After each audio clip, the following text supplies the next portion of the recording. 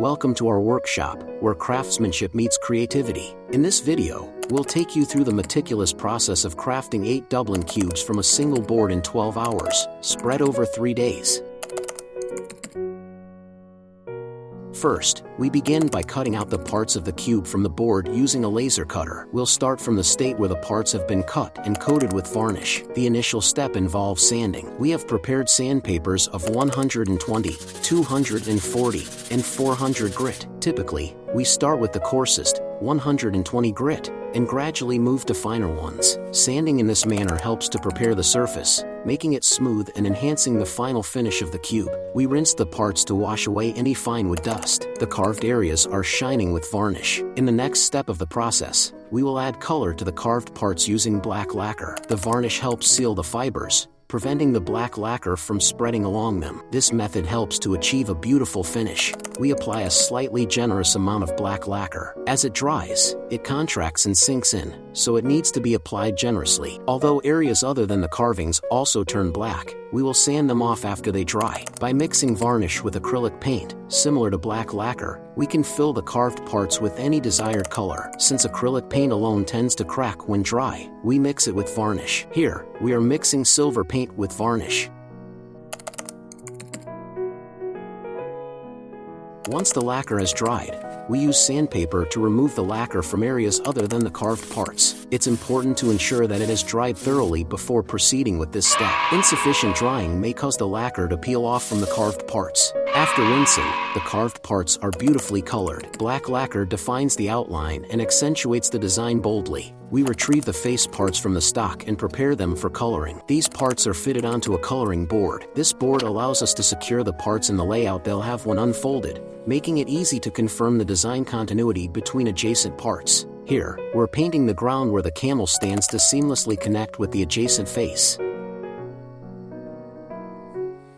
Additionally, arranging the numbers in the same orientation helps maintain consistency in the coloring patterns applied to each number. As we apply colors to the coloring board, the number parts become buried under layers of various paint colors. On the next board, we apply a brown coloring across each face. By applying the design linearly on the coloring board, we can easily achieve patterns that consider the connection between each face. To enhance the visibility of the numbers after fitting them onto each face, it's important to imagine the overall contrast after the numbers are in place. On the next coloring board, we apply colors symmetrically around the yin-yang design at the center. By focusing on the yin-yang design and adding gradients to each face, we can easily achieve a radial design. For the number parts, we use a palette knife to color them with silver and black. Using a palette knife allows us to achieve a unique touch distinct from a brush. Removing the parts from the coloring board. By removing the parts when the acrylic paint has dried and solidified, we can prevent the colors from transferring to other areas. However, since the areas with thickly applied paint are integrated with the board, we carefully use a carving knife as a lever to peel them off. Once all the parts for each face and the corresponding number pieces are gathered, we proceed to fit the numbers into the faces and prepare for assembly. Furthermore, the moment of removing the number parts from the coloring board and fitting them into the faces is exhilarating because it allows us to confirm the intended effect of the coloring, filling us with excitement. The number parts are firmly embedded in the board like ore veins, requiring delicate work akin to mining precious gems to remove them. This process demands careful and meticulous craftsmanship, much like that of a miner extracting valuable gemstones. When fitting the numbers into the faces, the satisfying click sound is pleasant to the ears.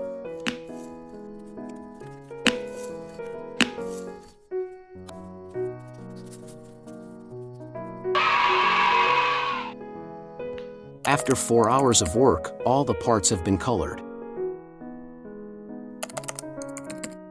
Now, we will proceed to the assembly stage. To secure the numbers onto each face, we will adhere MDF parts to the back. We apply a generous amount of adhesive and spread it to fill the gaps between the numbers and the faces.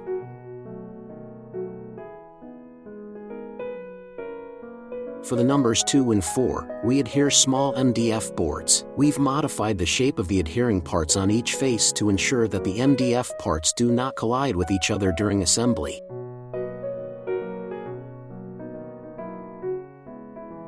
For the numbers 8 and 16, we adhere slightly larger rectangular MDF parts.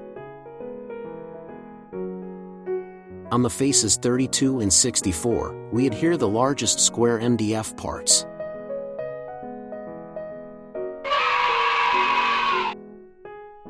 Next, we paint each part's surface with varnish to protect the acrylic paint while adding a glossy finish. Before dispensing the varnish from the bottle, it's important to shake the bottle well. The bottle contains a mixing bead for stirring, so shaking it produces a satisfying sound. We use a syringe to apply varnish to the parts and then spread it with a brush.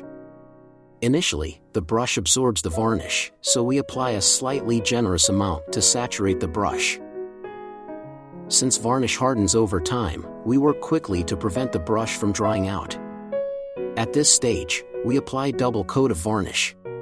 By layering the varnish, we enhance its protective properties and increase the glossiness of the surface.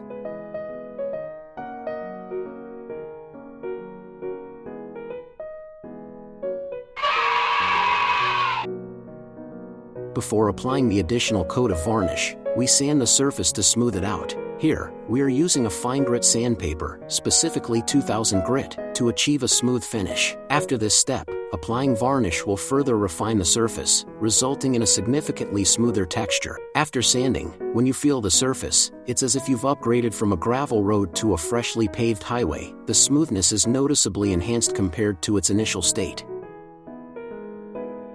We continue to apply additional coats of varnish onto the sanded surface, gradually enhancing the glossiness and elevating the overall completion of the parts. It's akin to applying layers of polish to a gemstone, each coat adding to its luster and brilliance. Additionally, as each layer of varnish is applied, it's like adding layers of protective armor, ensuring the longevity and durability of the finished pieces against the tests of time and handling.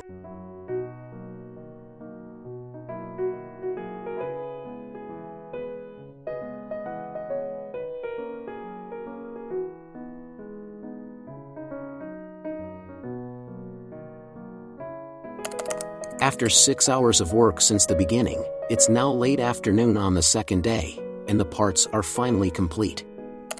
Following a break, we'll begin assembling the cube tonight, on the second day.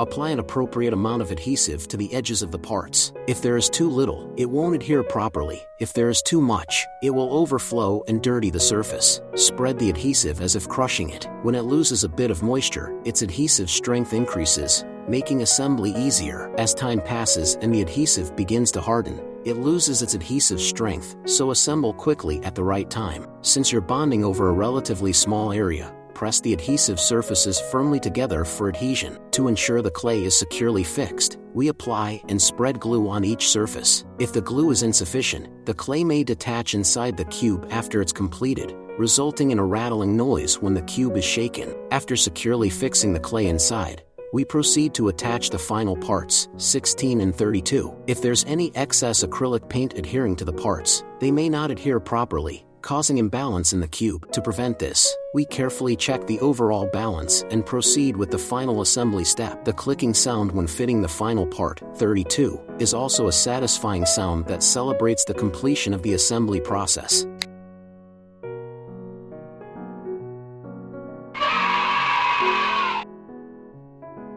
We proceed with excitement to assemble the remaining cubes, transforming flat pieces into three-dimensional structures. It feels almost magical, and the joy of nearing completion is tangible.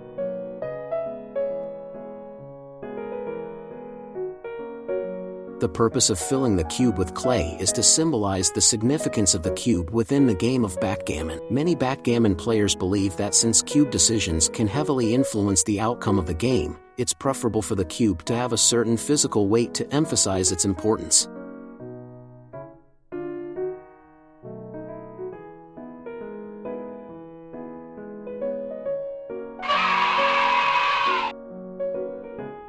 Day 2 of work is now complete. After a 7-hour process, we've managed to bring the parts from their pre-colored state to the near-completion stage of the cube. On the third day, the weather continues to be sunny, and when we open the windows, the pleasant sunlight streams in. Today, we'll start by rounding the corners of the cube to refine its shape. We used to sand down the corners manually, but it was time-consuming, so we decided to use an electric router in addition. Since a large amount of sawdust flies around, we work with a dust collector placed underneath. First, let's set up the dust collector and the router. The router is a power tool that spins cutting bits at high speeds for precision work. It's easy to operate, as you can change the cutting bits attached to the body to perform various tasks like shaping or carving. For this task, we'll be fixing a cutting bit at the tip. To ensure safety during operation and prevent parts from detaching, we take extra precautions to secure them firmly in place. The tip is equipped with a file, and it has a structure where the tip expands when the screw at the tip is turned, allowing us to fix the file securely in place to prevent it from slipping. Now, with this, the electric router is ready to go. Let's begin the process of chamfering using the power router. As fine wood shavings scatter, I set up a barrier to prevent their spread, activating the dust collector to suction away.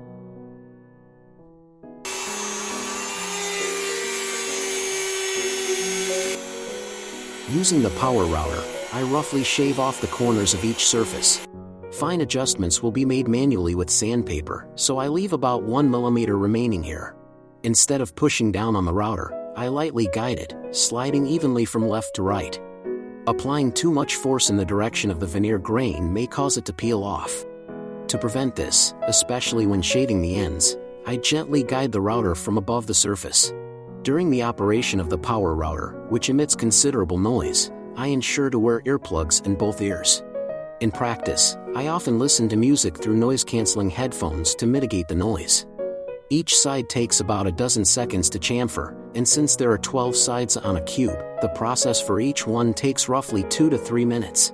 As the power router has some weight to it, continuously chamfering 8 cubes in a row can lead to significant fatigue in my right hand. To avoid damaging the surface of the cubes due to hand fatigue-induced misalignment, I take moderate breaks while progressing with the task. Now that the chamfering process is complete, it's time to clean the dust collector's filter. Given the substantial amount of wood shavings produced, the dust collector is indispensable to prevent the room from getting dirty. From here on, it's meticulous manual work. Using sandpaper, I refine the chamfering with precision, aiming for accuracy within 0.1 mm. Ideally, I shave off the edges until the burnt edges from the laser cutter are barely visible. I pay close attention to maintaining uniform pressure to ensure consistent depth of chamfering on each side. The hardness of shaving varies significantly depending on the direction of the wood fibers, so I continually check the results to ensure consistent shaving width. Any areas where the wood grain is revealed will be recolored in later stages. Striving to apply uniform pressure can lead to strain on the finger joints, resulting in discomfort as the work progresses. To avoid overexertion, I am mindful not to tense up and take moderate breaks while advancing with the task. After completing the hand sanding process following the power router stage, the roughness that was noticeable on each edge becomes exceptionally smooth. This marks the final shape of the cube, with only the finishing touches of staining and varnishing remaining.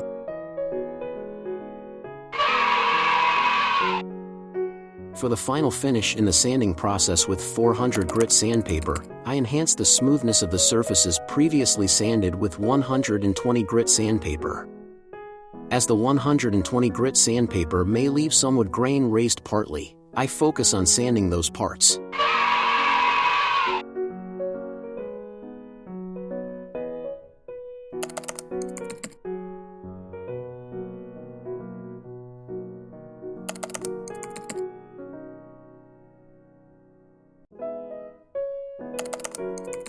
As I prepare for the coloring process, I arrange my tools, palette, brush cleaner, brushes, and paints. I'll be coloring the chamfered edges, aiming to seamlessly blend the colors between each face. To achieve this, I faithfully reproduce the color of each face, ensuring a natural transition between them. I mix the necessary colors on the palette and apply them to each edge.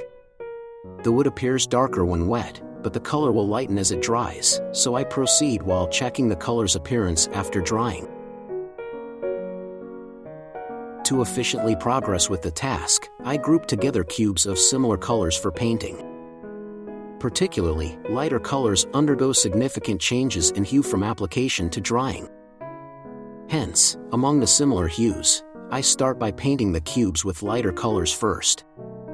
Once I finish painting the cubes with darker colors, I verify that the dried lighter colors match my intentions. Additionally, by starting with cubes that require fewer colors, I can proceed with the task without overly cluttering the palette. Expressing the intended color with just one coat of paint can be challenging. Therefore, I start with slightly lighter shades and gradually build up the color through successive coats until it matches my vision.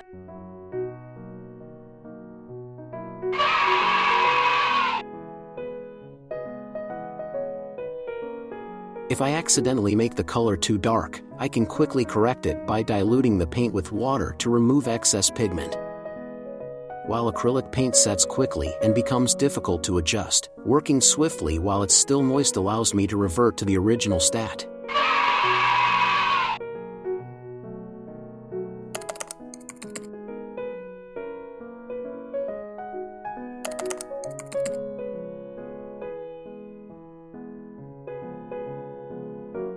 Three hours after finishing dinner, when the acrylic paint has completely dried, I proceed with the final finish by applying varnish. While the surface is already adequately protected, this final coating adds further durability and gloss.